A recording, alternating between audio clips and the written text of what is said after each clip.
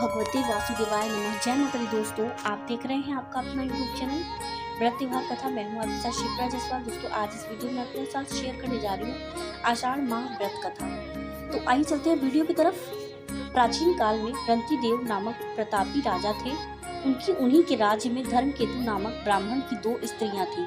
एक का नाम सुशीला और दूसरी का नाम चंचला था। सुशीला नृत्य करती थी जिससे उसका शरीर दुर्बल हो गया था। वहीं चंचला कभी कोई व्रत उपवास नहीं करती थी। समय बीतने के साथ सुशीला को सुंदर कन्या हुई और चंचला को पुत्री प्राप्ति हुई। यह देखकर चंचला सुशीला को ताना देने लगी कि इतने व्रत उपवास करके शरीर को जर्जर कर दिया, फिर भी कन्या को जन्म दिया।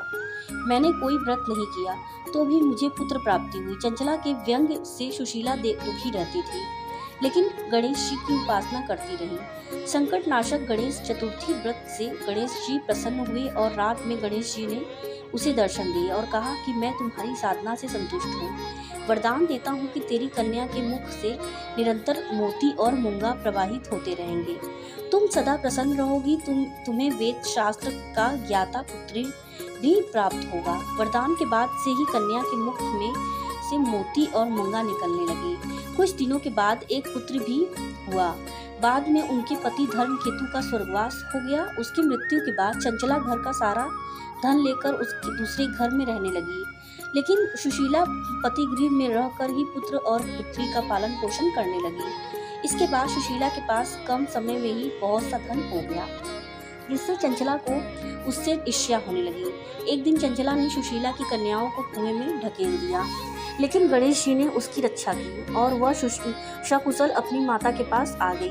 उस कन्या को देखकर चंचला को अपने किए पर दुख हुआ और उसने सुशीला से माफी मांगी। इसके बाद चंचला ने भी कष्ट निवारक संकट नाशक गणेश जी के व्रत किया। तो उम्मीद करती हूँ दोस्तों आपको वीडियो पसंद आती होगी, तो प्लीज़ वीडियो में बने रहें। आगे की कहानियाँ और भी हैं। आषाढ़ मास के व्रत से समस्त पाप नष्ट हो जाते हैं।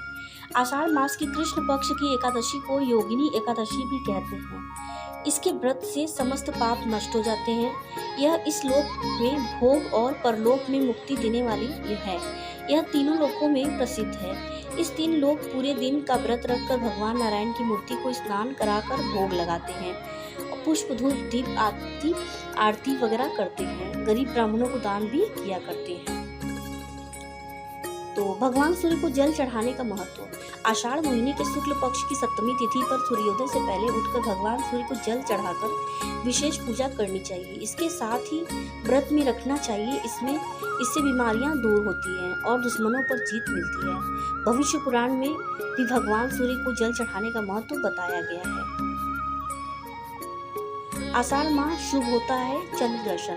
कहते हैं इस चतुर्थी के दिन चंद्र दर्शन को बहुत ही शुभ माना जाता है। चंद्रोदय के बाद ही व्रत पूर्ण होता है। मान्यता यह है कि जो व्यक्ति इस दिन व्रत रखता है उसकी संतान संबंधी समस्याएं भी दूर हो जाती हैं।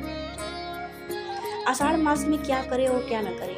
आषाढ़ मास में बरसात की होती है, इसीलिए इस माह में हानिकारक कीट पतंग जीव पनपते हैं जो नुकसानदेह होते हैं। इस माह का सात्विकता के साथ पूजा पाठ करना चाहिए।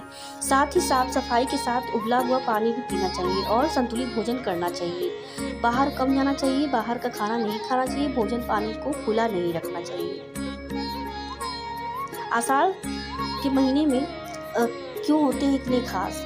हिंदू पंचांग के अनुसार आषाढ़ मास चौथा मास होता है। इस माह में वर्षा होती है। इस मास का महत्व बहुत ही है। इस मास में भगवान विष्णु 4 माह के लिए चिर निद्रा में जाकर विश्राम करते हैं। इस साल आषाढ़ 4-5 जून से व्रत पूजा साधना भक्ति का महीना आषाढ़ मास शुरू हो गया है। यह समय बारिश का होता है, इसीलिए कहा जाता है कि इस दौरान साफ पानी ही पीना चाहिए। आषाढ़ मास के शुक्ल पक्ष की देव शयनी एकादशी से चातुर्मास या चौमासा भी शुरू हो जाता है और देवी देवता विश्राम करने चले जाते हैं। इसीलिए इस अवधि में शादी ब्याह जैसे तमाम शुभ कार्य बंद कर दिए जाते हैं। उम्मीद करती हूँ दोस्तों आपको वीडियो पसंद आई होगी। प्लीज़ हमारे वीडियो को लाइक शेयर चैनल को सब्सक्राइब जरूर करें और बेल आइकन जरूर प्रेस करें और वीडियो ज़्यादा से ज़्यादा शेयर करें। फिर मिलते हैं नेक्स्ट वीडियो में। तब तक के लिए जय माता दी, हर हर महादेव।